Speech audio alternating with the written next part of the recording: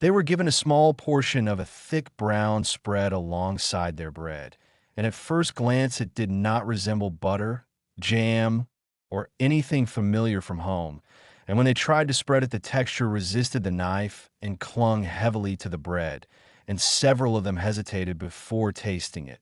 Because wartime meals rarely included surprises, and unfamiliar food inside a prison camp raised quiet suspicion. And as they finally sampled it with careful bites, one shared question formed silently among them, wondering what kind of food this was and why Americans seemed to treat it as something completely ordinary.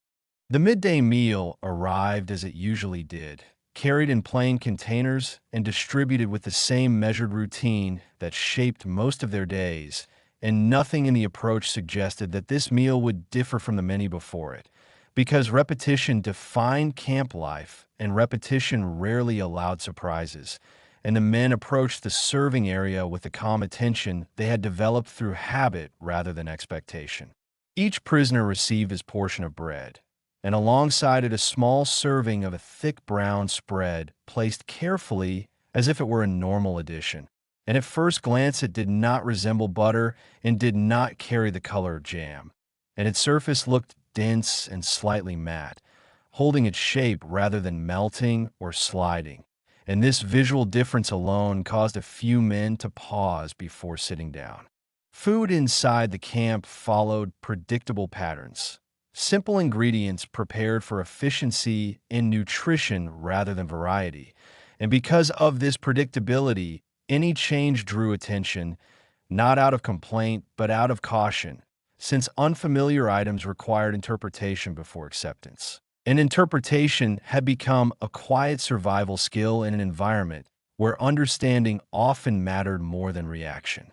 They carried their trays to the tables and sat in their usual places, and several examined the spread more closely, moving it slightly with a knife, noticing how it resisted movement and clung to the blade, and this texture differed from fats they knew, because butter softened and jam spread easily, while this substance behaved with a firmness that felt unusual.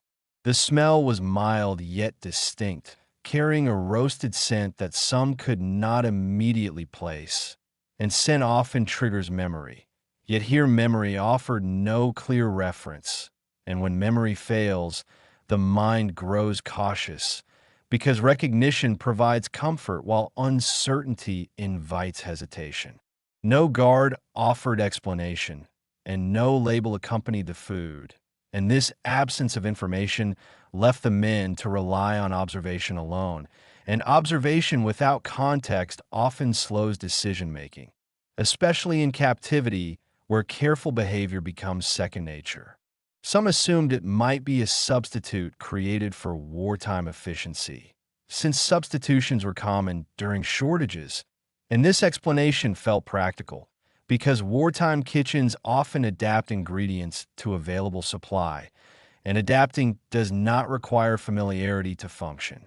Others simply watched how fellow prisoners reacted, because shared environments create shared cues, and people often look to each other when encountering something unfamiliar, and these quiet glances formed a silent exchange of uncertainty rather than alarm.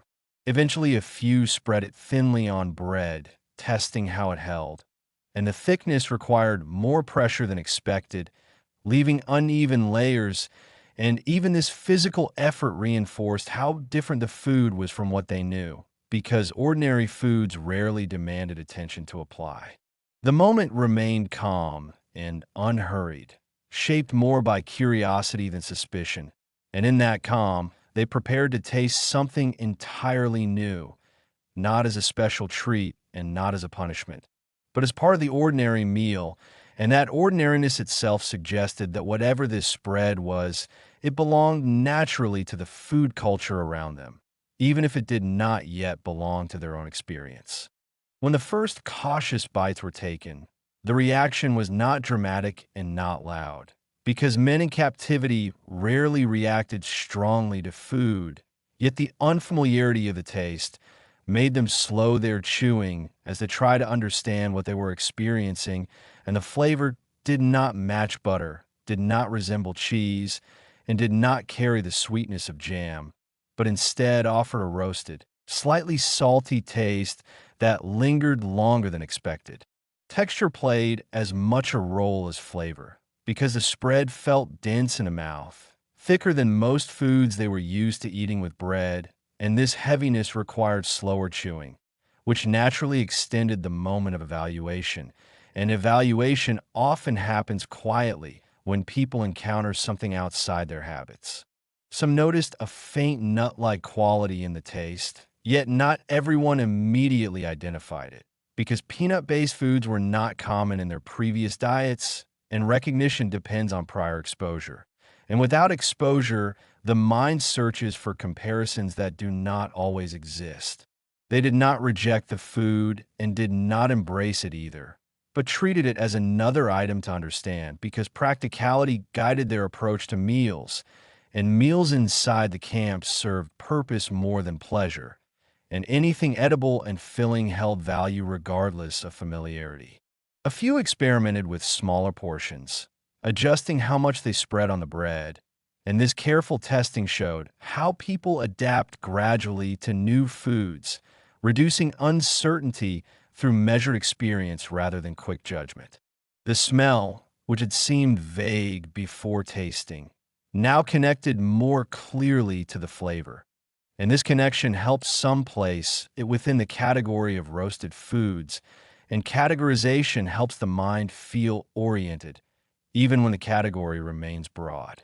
Still, questions remained, because knowing how something tastes does not automatically explain what it is or why it appears in a meal, and unanswered questions tend to linger quietly, especially in environments where information is limited.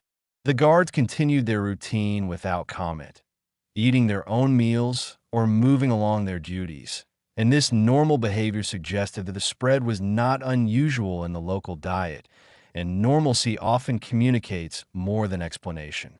The prisoners observed this calm acceptance and noted it internally, because understanding local habits provided small insights into the society around them, and small insights gradually formed a clearer picture of daily life beyond the camp. By the end of the meal, most had finished their portions without issue, and the spread had proven to be filling and practical, and practicality carries weight in wartime, where nutrition often matters more than preference. The first taste did not become a memorable event in itself, but it opened a small door to cultural difference, showing that everyday foods can vary widely between regions, and that what feels unusual to one group may be entirely ordinary to another. And this quiet realization settled into their thoughts as they returned to the steady rhythm of camp routine. After the meal ended and trays were cleared in the usual orderly way, the unfamiliar spread remained in their thoughts longer than most foods did, because new experiences tend to stay in the mind when daily life is otherwise repetitive, and repetition makes differences easier to notice and remember. The men did not speak loudly about it and did not turn it into a major topic, yet small conversations formed in low voices, framed more as practical curiosity than complaint, because understanding what one eats feels natural when options are limited and information is scarce.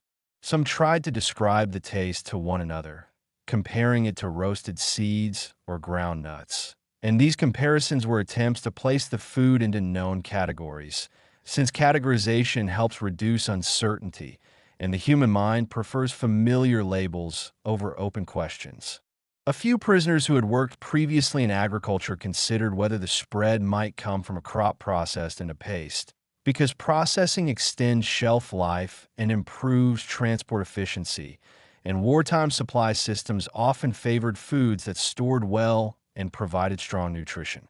Eventually, one of the men asked a guard in a calm, respectful tone what the spread was called, and the question carried no challenge, only curiosity, and curiosity was often met more easily than complaint, because it did not question authority or routine.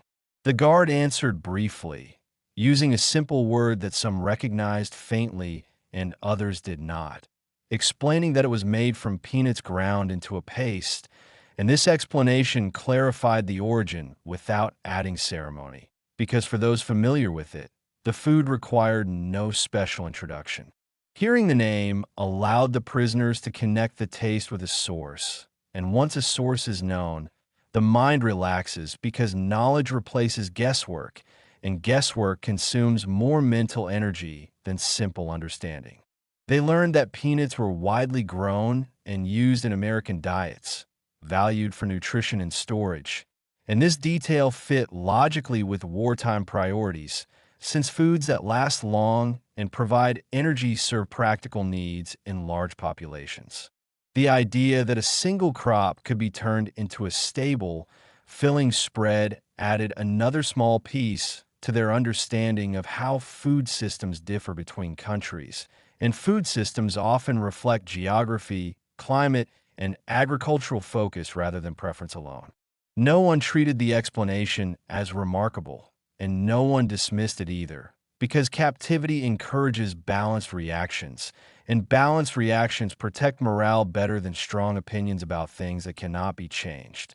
The spread did not suddenly become a favorite and did not become disliked, but it became understood, and understanding often removes the tension that unfamiliarity creates, turning a question into a simple fact. By the time the next meals arrived on following days, the memory of uncertainty had already softened, and the peanut spread had taken its place among the many small differences they observed in daily life. Another reminder that ordinary items in one country can feel entirely new in another. In this way, the experience shifted from confusion to knowledge, and knowledge, even about something as simple as food, helped them build a clearer mental picture of the society around them, piece by piece, without changing the limits of their own situation. After the name and origin of the spread were understood, the sense of uncertainty around it faded quickly, because familiarity often grows not from liking something, but from simply knowing what it is. And once the mind places an item into a clear category, it stops treating it as a question and starts treating it as part of routine. When the same peanut spread appeared again in later meals, the men reacted with calm recognition rather than hesitation, spreading it with more confidence, adjusting the amount to their preference. And this small change in behavior showed how quickly people adapt when information replaces doubt. Food inside the camp rarely offered variety, and because of that, even minor differences stood out at first.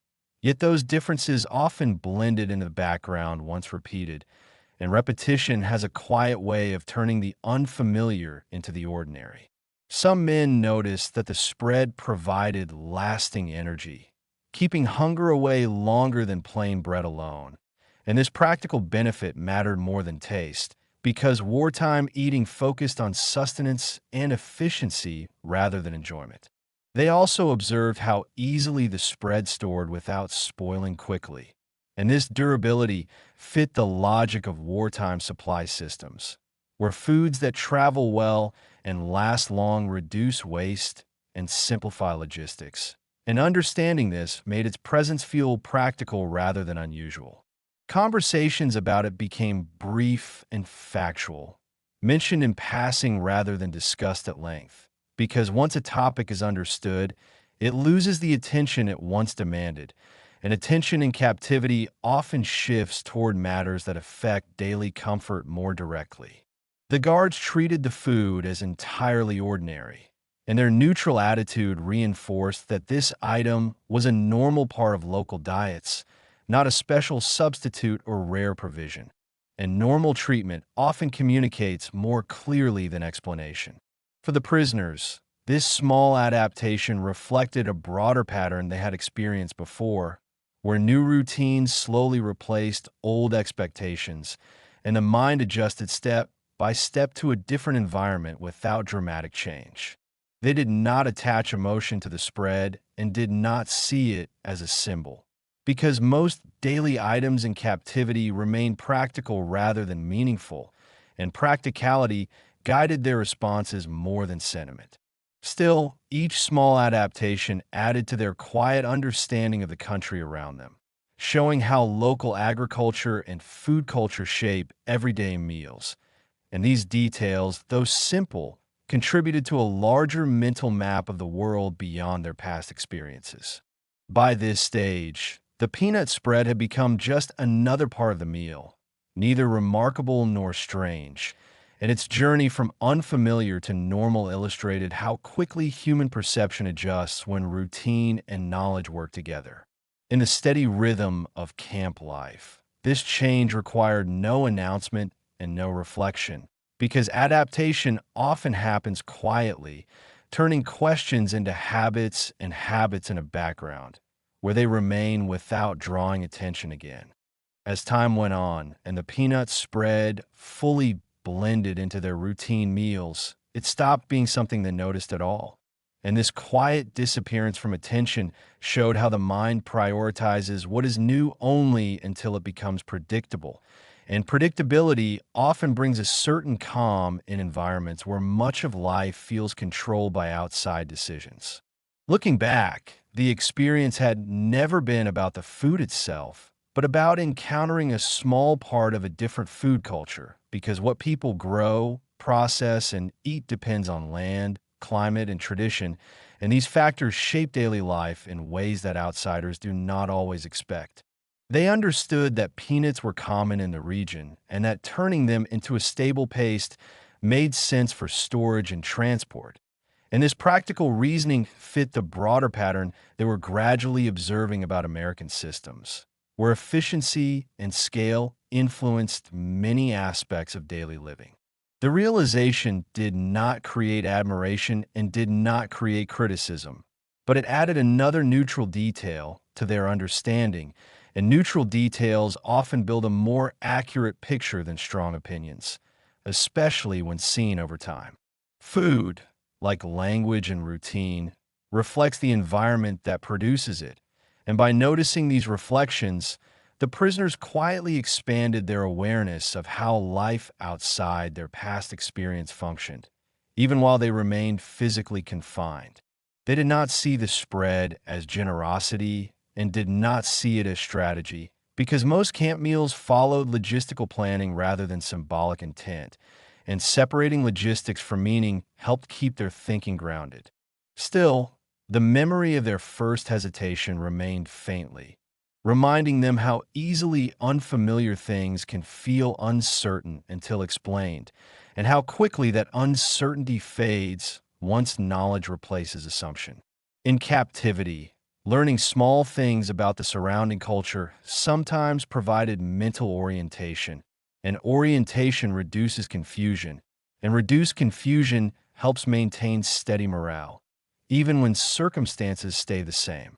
The peanut spread became one more example of how everyday life differs across countries, and recognizing these differences without exaggeration allowed them to interpret their environment realistically rather than emotionally.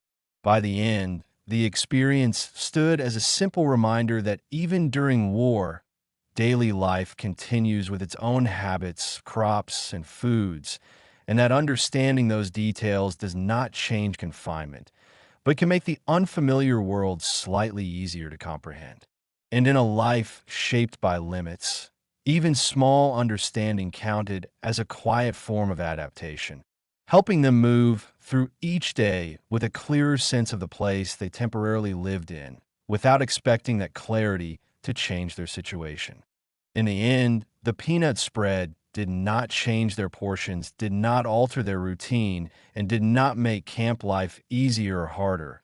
And yet it marked one of those small moments where the unfamiliar briefly entered a predictable world, reminding them that daily life in another country can follow habits shaped by different land, crops, and traditions. The experience was never about liking or disliking a taste, but about learning that ordinary foods in one place can feel entirely new in another, and that this difference comes from geography and culture rather than intention, and recognizing this helped them interpret what they encountered with calm reasoning instead of suspicion.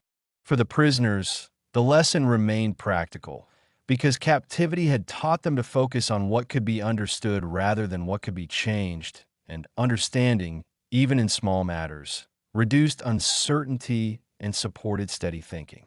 The peanut spread eventually became just another part of the meal, losing its novelty as routine took over.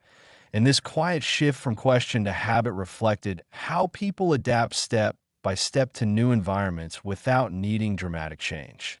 What stayed with them was not the flavor, but the awareness that the world beyond their past experience operated on its own logic, shaped by resources and customs they were only beginning to observe from a distance. And so the moment settled into memory as a simple example of cultural difference during wartime, showing that even in a confined life, small encounters with the unfamiliar could add pieces to a larger understanding of the world outside the fence, an understanding that offered perspective without altering reality. Thank you for spending this time here. If these quiet, true World War II stories matter to you, subscribing helps this channel continue.